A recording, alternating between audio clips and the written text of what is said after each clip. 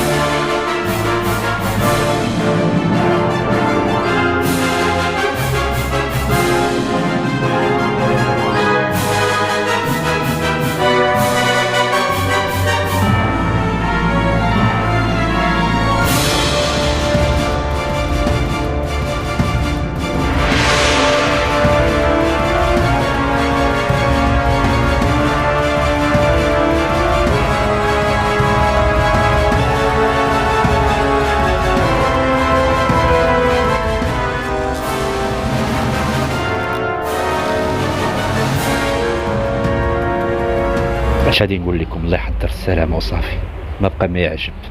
ولينا كنشوفوا شي ظواهر ولات في هذا المجتمع ديالنا صراحه، شي حوايج اللي ولا الانسان يعني مطبع معها وما عاهدناها وما كايناش في العرف المغربي وفي التقاليد والاعراف ديال الاسر المغربيه. ولينا تنشوفوا هذا العجب العجاب، ولاو يعني الناس للاسف الشديد لينا نشوف الاسر كيفاش انها كتشتت، وكيفاش انهم كيسوقوا لنا لبعض الامور يعني ما عهدناش في المجتمع ديالنا المغربي، بحال هاد المصيبه ديال هاد الكوارث اللي وقعت في مارتيل ديال ديك السيده اللي 12 عام وهي مخبيه. مجموعه من الاشياء اللي غادي نفصلوا فيها ان شاء الله في هذا الفيديو، وغادي نتكلموا ان شاء الله كذلك على الموضوع الحالي وموضوع الساعه ديال الاسره المغربيه. قال لك يا حسره الصوره ديال الاسره المغربيه تشوهات الخوت والخواتات. تنشوفوا الزواج ديال المصلحه وكيفاش ان بنادم كيروج ليه، كيفاش ان بنادم يعني للاسف الشديد بزاف ديال الناس اللي كنا نعتبرهم عقلاء وذوي مصداقيه وعندهم كلمه وانهم رجال او نساء احرار وعندهم مبادئ وعندهم يعني كاريزما وعندهم يعني شخصيه ديالهم، للاسف الشديد كنشوفوا كيفاش انهم يعني من اجل المصلحه ومن اجل الادسنس كيمشيو في شي متاهات وكيروجوا شي امورات يعني كيف ما قلت لكم ما عهدناش في المجتمع ديالنا المغربي. والاسر الشريفه المحافظه المغربيه بريئه وبعيده كل بعد على هذا الشيء هذا اللي تيتروج ليه، بحال هذا الزواج المصلحه، الزواج باش تطلق من اجل الاوراق ومجموعه من الاشياء يعني النيات المبيته ديال انك دير واحد الحاجات، السيناريوهات اللي ولات تتحبك في الكواليس من اجل ان بنادم يخرج لك بشي سيناريو في شكال ويبقى يروج لذاك المسائل، والناس مساكن كاينين اللي على نيتهم يعني كيمشيو مع داك السياق هذاك وما عارفينش بان هذا الشيء هذا كامل غير قوالب ديال الادسنس اللي تدار في الخفاء. كنشوفوا هاد الصراعات ديال اللي كاينه عاود كما قلنا في الخفاء وفي الكواليس اللي يعني كتظهر كما تنقول دائما في الفيديوهات ديالي ان الانسان خصو يقرا ما بين السطور ويفهم شنو واقع، بحال هادو اللي تينصبوا نفسهم مدافعين على الاسره المغربيه وعلى بكريشه اللي مشدود وعلى السارعه وما الى ذلك، وهما في الحقيقه في الكواليس كيطاحنوا بيناتهم على شكون ياخذ الجميله.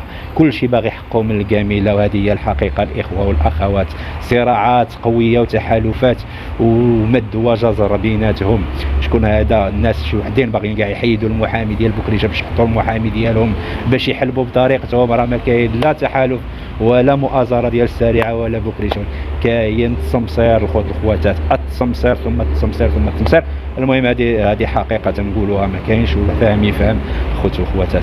غدا كاينه الجلسه ديال بكريشه يستر مع الله يحفظ، كاين مستجدات، وهذه القضيه هذه تشعبت وكبرت ولا فيها بزاف ديال الحويجات. ما بقاتش قضيه وحده معروفه راه باينه غدوز للحكم الجلسه الاولى الثانيه كذا يتصدر الحكم. كاين بزاف ديال الحوايج اللي تقدر تدخل ويولي واحد التناسق بين القضايا ولا بين مجموعه من الملفات.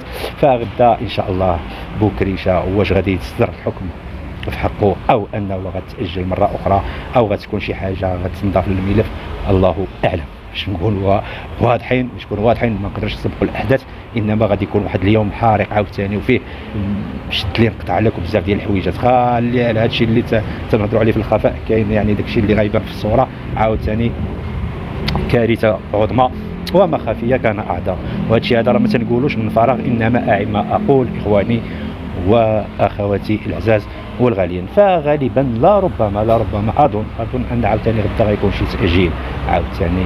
وكاين هذا الاسبوع فيه جلسات متتاليه هنا وله وهنا وله، كنسمعوا يعني قضايا شكايات تفعلات في مجموعه ديال الاماكن ومجموعه ديال المدن، مجموعه ديال الامورات اللي كتوقع الاخوه والاخوات في هذا الشهر هذا وفي الشهور اللي جايين. فغادي يكون هو صدمات لبزاف ديال الناس، يعني اش غادي نقول الاخوه والاخوات ديالنا.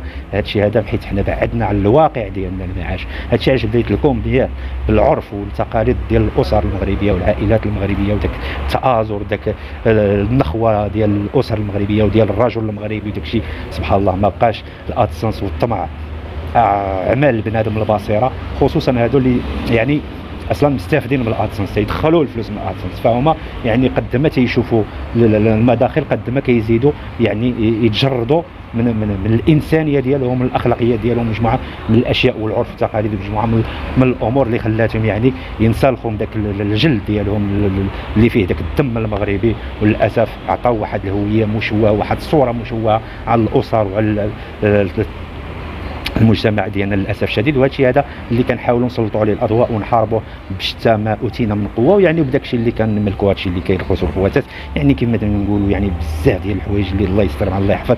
فالانسان والله ما تعرف شنو تحت الراس د بنادم. انتم اخوتي العزاز شوفوا غير هذيك السيده ديال تطوان، هذيك المجرمه ديال تطوان ديال مارتيل، كيفاش انها 12 سنه وعاد عرفوا بان هي راه قتلت الزوج ديالها، عندها تسمم، وقتلت الابن ديالها، وحتى داك البنت المطلقه لا ربما اللي ماتت حتى هي قالوا بالسم. يعني شوف كيفاش انها مشات وقلبت على الراجل مختفون.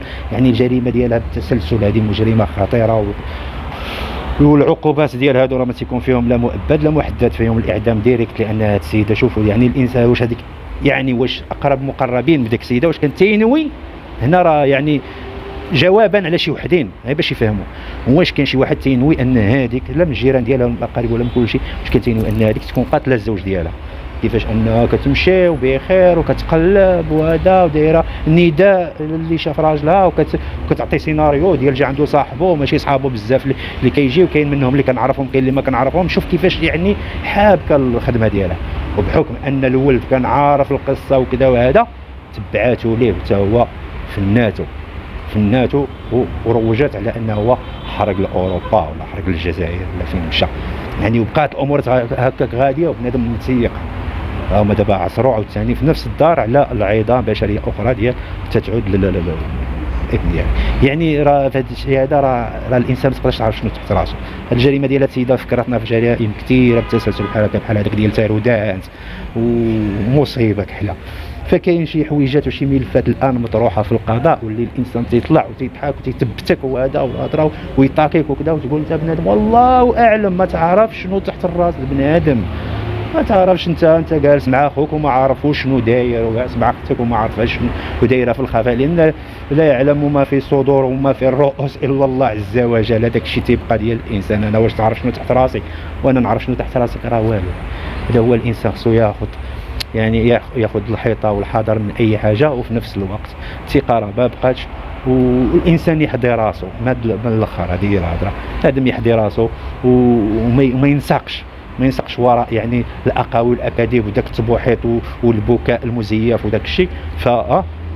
ما ينساقش. ما نجيش انا مثلا فلانه ضغط عليا بجوج كلمات وتبكي لي وكذا ونساق مورا داك الشيء ديالها ونقول انا هاد السيده مسكينه خصني نازرها خصني كذا. لا، خصني نعرف شنو كاين الخبايا، نحاول ما امكن نخرج من الكلام ديالها او شي حاجه شنو تتبغي توصل هذيك السيده او داك السيد شنو تيبغي يوصل من خلال كلامه. الا خرج هاجمني وكذا تعرف واش في حراره الموت، واش بنادم تيعاني بشي حاجه، واش بنادم باغي يغطي على شي واقعه معينه، واش كتبقى تحلل. لاش حنا تنخرجوا تنبداو نحللوا يعني الكلام وبزاف ديال الحوايج، ما تخرجوش تنهللوا هكا او تنخرجوا كنتسبوا سبني نسبك. هذاك اللي تخرج تسبني كنسبك وخرج غير يسب، هذاك عرف ما عنده ما يعطي ما عنده ما يدير، مفلس.